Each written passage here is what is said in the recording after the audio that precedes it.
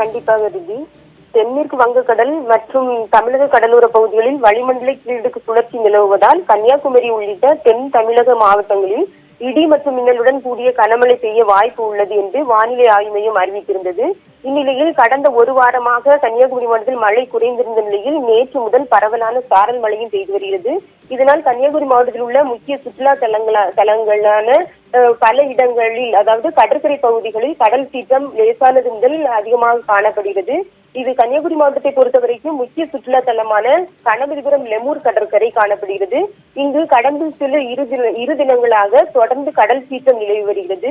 இந்த கடல் சீற்றத்தின் காரணமாக இதன் முன்னால் ஒரு சில உயிரிழப்புகளும் கூட ஏற்பட்டுள்ளது என்று கூறலாம். இந்நிலையில் தற்போது வழக்கத்தை விட அதிகமான கடல் சீற்றம் காணப்பட்டு வரும் நிலையில் இதன் காரணமாக மாவட்ட நிர்வாகம் சார்பாக எச்சரிக்கை பலகை பொருத்தப்பட்டு சிவப்பு எச்சரிக்கை கொடியும் நடப்பட்டுள்ளது. தற்போது சுற்றுலா பயணிகள் கடலில் இறங்க வேண்டாம் என எச்சரிக்கப்பட்டுள்ளனர். இனி மறு அறிவிப்பு வந்த பிறகு சுற்றுலா பயணிகள் அனுமதிக்கப்படுவார்கள். தற்போது சுற்றுலா பயணிகள் இல்லாமல் லெமூர் கடற்கரை பகுதி காணப்படுகிறது.